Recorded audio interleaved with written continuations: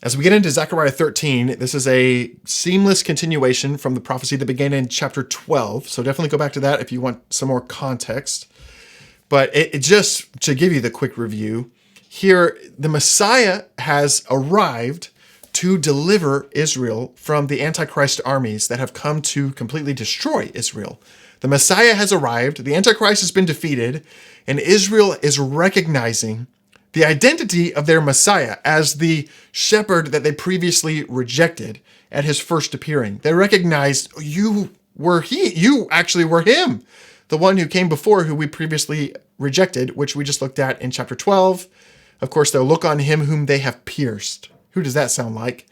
But I've got a lot of cross-references for that in the notes for chapter 12, so you can go back and look at that if you want to. But it continues seamlessly as they're mourning, as they're recognizing who the Messiah is, and they're mourning who he is and how they've rejected him. He says, well, wait a minute. That's not the end of the story. The story continues. On that day, as they're mourning and they're returning and regathering for covenant renewal, on that day, there will be a fountain, a spring is going to burst forth for the house of David and for the inhabitants of Jerusalem to cleanse them from sin and uncleanness.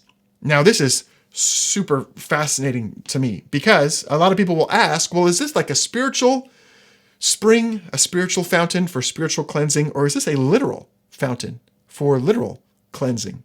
And I think the answer is actually both. Based on Ezekiel's visions of Ezekiel 40 through 48, where there were literal, physical, ceremonial cleansings that needed to take place, I think it's both. I think there's going to be a covenant renewal that's going to deal with the spiritual cleansing, and there's going to be a literal physical cleansing to consecrate the people. As Israel is gathered for covenant renewal at the start of the Messianic age, there will be a physical spring of water in their assembly that will be used to facilitate the ritual cleansing required for sacred duties in the Messianic age, including the reconstruction of Jerusalem and the temple complex that's going to be there and all of that. Hosea chapter 2 talks about Israel being gathered to an area of wilderness to the north of Jerusalem, similar to where they had entered into the promised land the first time, that they will be regathered and enter into a covenant renewal and be restored before then proceeding to Jerusalem and inaugurating the Messianic age properly. This is like the assembly area where all of the returning refugees and prisoners and everybody's regathered to, and they have a ceremony together, renewing the covenant, cleansing them of their impurity inside and out, and preparing them for what's going to be an awesome celebration and feast. With Isaiah chapter 4 says, those who are left in Zion and who remain in Jerusalem will be called holy. Every one of them will be recorded for life in Jerusalem. These are mortal survivors. When the Lord shall have washed away the filth of the daughters of Zion and cleansed the bloodstains of Jerusalem. So there is actual cleansing that's needed. That's Isaiah 4 that Zechariah is seeing here in Zechariah 13. Amazingly. And then we move into this section about idolatry. There is, again, Zechariah continues to confront this persistent rebellious attitude that precedes this restoration, that leads up to the ultimate rebellion at the end of the age as they embrace a wicked, foolish shepherd and enter into the final tribulation. This idolatry has got to be cut off. He says, in that day, this is all going to be dealt with. That idolatry is going to be cut off and cleansed. This cleansing is going to completely remove those rebellious tendencies, and that tendency toward idolatry will be completely cleansed from the people and the land. So it will no longer even be like an impulse. I'm trying to think of the right word for it, but a tendency that they would return to. You can look at Isaiah 27. It says, by this, the guilt of Jacob will be atoned for. All of their altars are going to be destroyed, essentially. Not one of them will remain standing. Hosea chapter 2 says, God will remove from their mouths all the names of their previous gods, their false gods. And as we continue to move on, there's a series of hypothetical scenarios that reinforce the same point that none of Israel's survivors in the Messianic age will have any pride or any tendency toward their former idolatry. So there you go. We can talk about some more of those hypotheticals if you want to in the discussion group for the sake of time, because they literally are just reinforcements for verse 2 just going to move on to verse 7.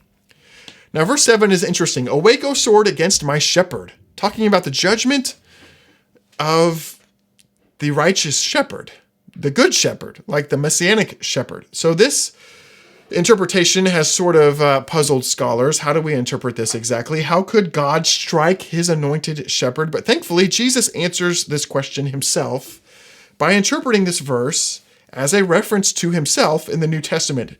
In Matthew 26 and Mark 14, Jesus said to his disciples that his disciples would be scattered when Jesus is betrayed, because he says, he quotes this verse, I will strike the shepherd and the sheep of the flock will be scattered. And so Jesus interprets that shepherd to be himself. And that his first coming, essentially, this was the first appearing of the Messiah. When the shepherd was struck, he bore their transgressions, Isaiah 53. And thankfully, crucified, resurrected, and is coming again for his second appearing.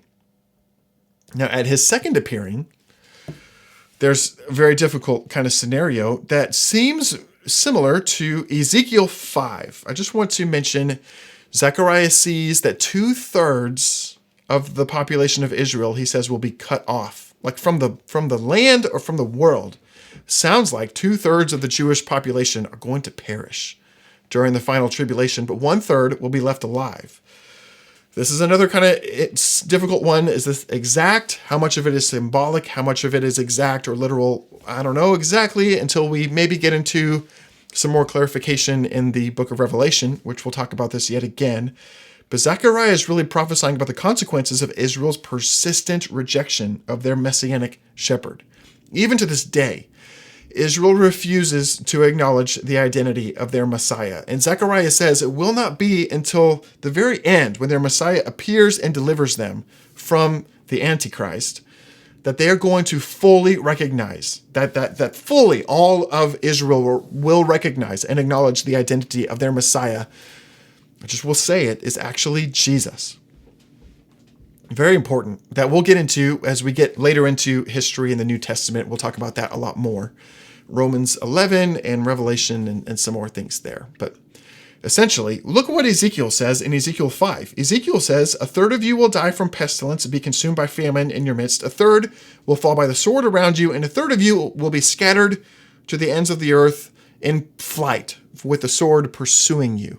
And so there's thirds in Ezekiel's day, and there's thirds again here. Now, Zechariah comes much after the destruction of Jerusalem in 586 BC, after any possible historical fulfillment of Ezekiel's prophecy. Ezekiel prophesied this before Jerusalem was destroyed. And so a lot of scholars have said, well, this is just historically fulfilled in Babylon's destruction of Jerusalem in 586. But Zechariah says, well, no, this is going to happen. This yet continues.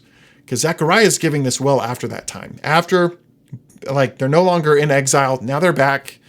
And the only remaining possible interpretation of this is at the end of the age. So again, 2/3 of the population or perish, and the final third goes into hiding. But that surviving third will participate in the covenant renewal in the Messianic age. He says, I will put this third, they're going to be refined as though through fire, but refined like silver, tested as gold is tested.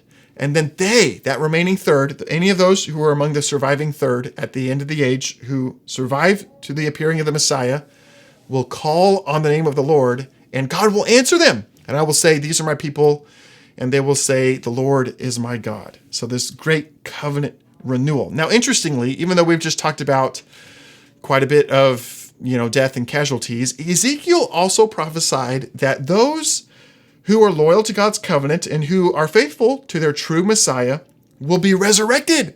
So any of those 2/3 who might even embrace salvation, who might be saved before they perish in the tribulation, are going to be resurrected and participate in this awesome covenant renewal ceremony.